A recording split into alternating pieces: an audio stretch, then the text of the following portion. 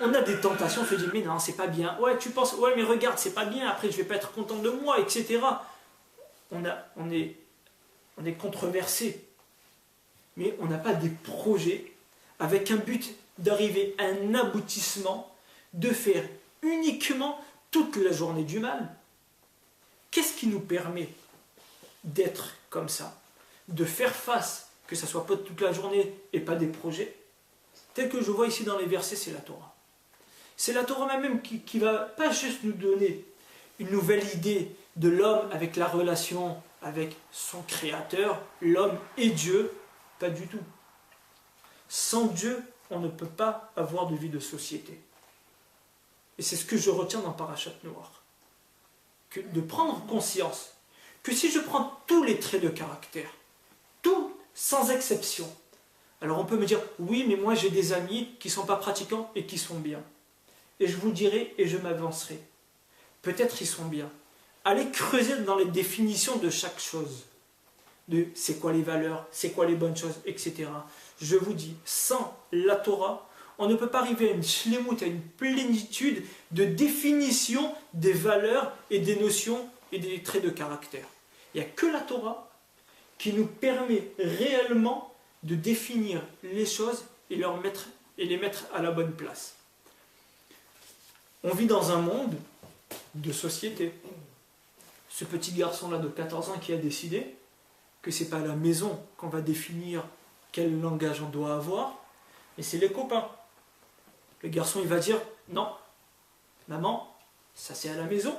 Va voir mes copains, tu vas voir qu'est-ce que ça veut dire mal parler. Qu'est-ce qu'il est en train de dire ce garçon? Dans une société, tu me dis que je parle mal, c'est pas vrai, tu sais pas maman, qu'est-ce que ça veut dire mal parler. C'est la société qui va nous définir qu'est-ce que ça veut dire mal parler. De même, la société qui va nous définir qu'est-ce que ça veut dire commettre un adultère. La société qui va nous dire qu'est-ce que ça veut dire voler, pas voler. J'ai un ami, sa femme, elle a été appelée. Aujourd'hui, elle a reçu une lettre convoquée pour être jurée dans le pénal. Elle devait être membre du jury, apparemment ça fait partie d'un devoir de citoyen, etc. Sur 6 meurtres, c'est tiré au sort, elle n'a pas dormi la nuit dernière, elle est tirée au sort et on ne peut pas y renoncer. Qui va juger la personne? Ce n'est pas les juges, ce n'est pas le droit, ce n'est pas la justice, c'est le jury. Qui compose le jury? De 35 personnes de la société qui vont définir quelles sont les gravités et est-ce que vraiment c'est dramatique, c'est pas dramatique, ce cas de figure, oui là-bas il est coupable, là celui-là n'est pas coupable, un être humain est capable de dire une chose pareille. Le droit laïque il dit que c'est la société en effet qui va nous définir qu'est-ce que ça veut dire tuer et on va demander à 35 personnes si pour eux ils conçoivent que ça veut dire ne pas tuer. En l'occurrence, cet ami-là ce matin, il m'a dit, un des cas, c'était quelqu'un qui a frappé sa femme, excusez-moi, involontairement, mais elle a dû finir avec les blessures. Est-ce que ça veut dire ne pas tuer? Ah ben non, elle a poussé à bout. C'est ne pas tuer. Alors on va définir, est-ce que c'est comme quelqu'un qui tire? Mais on en rigole. Mais c'est notre vie de tous les jours, bien sûr. Moi le premier. Notre vie de société. Qu'est-ce que ça veut dire être reconnaissant? Qu'est-ce que ça veut dire être patient? C'est quoi la patience? Avec les enfants, avec sa femme, avec son conjoint, sa conjointe, tout. Qu'est-ce que ça veut dire être généreux? On ne sait pas, nous, ce que ça veut dire être généreux, être radin. Des fois, dans la paracha, on voit que les avots, les patriarches, ils étaient généreux. Des fois, radins. Mais on nous dit, ah, ils sont très généreux. Ah ouais, mais tu prends cette histoire, ils étaient très radins. Oui, mais tu n'as pas la définition de c'est quoi la générosité. Alors nous, on comprend tous. Pour les enfants, des fois, il faut dire stop. Oui, c'est vrai, ça ne s'appelle pas être radin. Et des fois, ça s'appelle même être très généreux, pour le construire, pour l'aider à grandir. On vit tous en société. On veut tous, je pense en tout cas, que nos enfants, nos maris, et à la maison, il y ait quand même certaines bases de judaïsme, de la Torah. Mais il faut avoir une idée très claire, je pense. Pourquoi on veut de la Torah?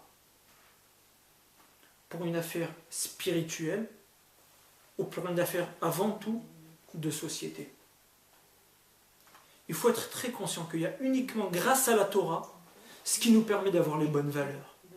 Et on entend souvent, des gens qui sont assez loin et qui nous disent « Non mais mon enfant, j'ai envie qu'il parte à la yeshiva. Non mais mon enfant, je ne l'empêcherai pas si il suit cette voie. » Il faut avoir la conscience. Ce n'est pas juste une affaire spirituelle. Ce n'est pas un choix. Ce n'est pas quelque chose qui est sympa et qui est de plus en plus répandu depuis la Shoah ou depuis 50 dernières années que la tchouva énormément déborde. Il faut savoir que l'homme a pris conscience que sans la Torah, eh ben, il n'y a pas de vie de société.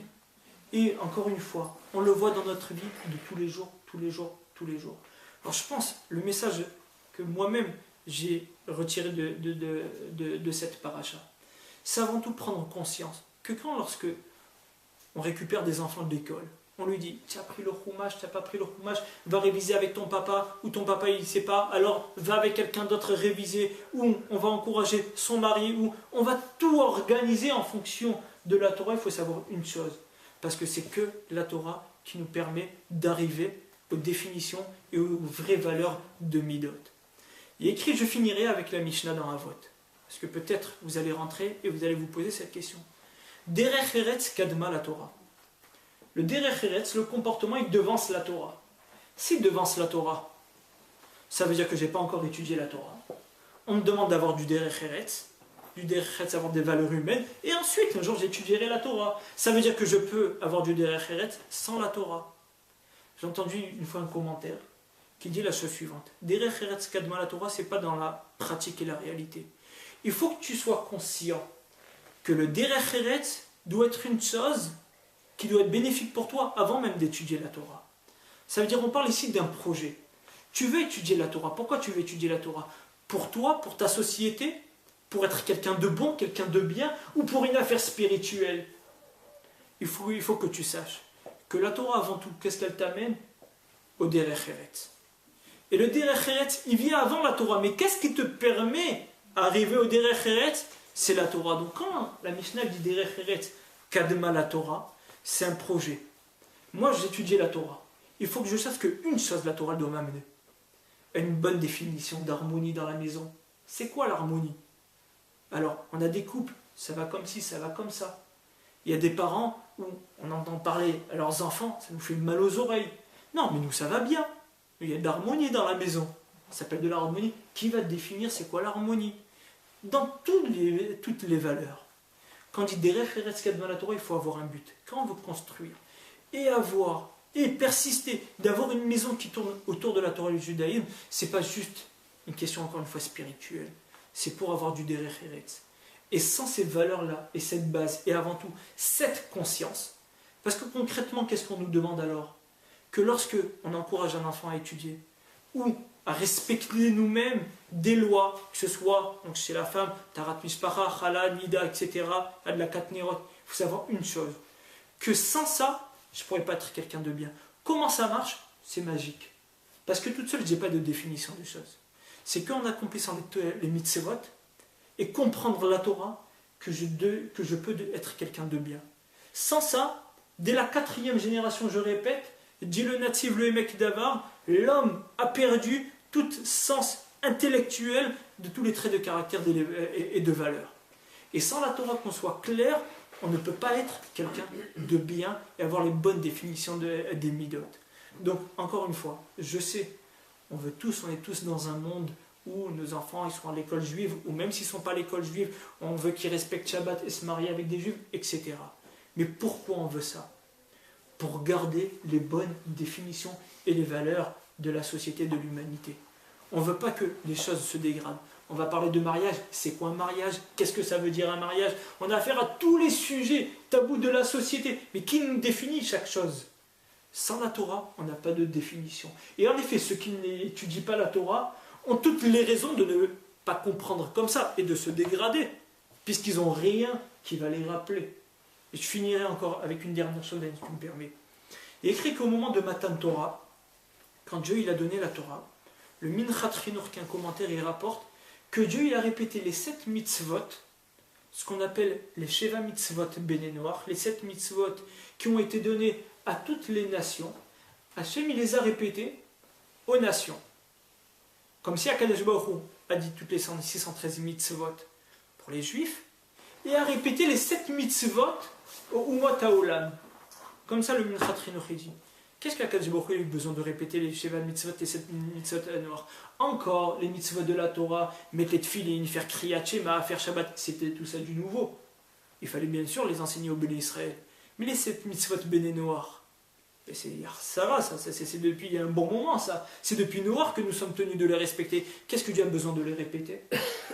Uniquement pour donner les vraies valeurs dans chaque mitzvah. C'est quoi les mitzvahs? Ne pas voler, ne pas tuer, ne pas faire de l'adultère, ne pas commettre d'adultère. C'est quoi ça? Ils le connaissaient, ça? Non. Même ça, de Noir jusqu'à Matan Torah, ils avaient perdu les notions de ces traits de caractère. Et c'est cette conscience-là que je pense qui doit nous donner de la force et du courage, en disant que la Torah, c'est pas juste quelque chose de spirituel, magique, les anges, le Gan Eden, etc., l'Aliyah, etc. Tous ces beaux sujets qu'on peut entendre parler, mais avant tout, que ça a une influence avant tout sur notre propre comportement. Et que Bezrat Hashem, Akadosh Baruch Hu, nous épargne de tout malheur et qu'il protège tous nos enfants, Bezrat Hashem. Amen.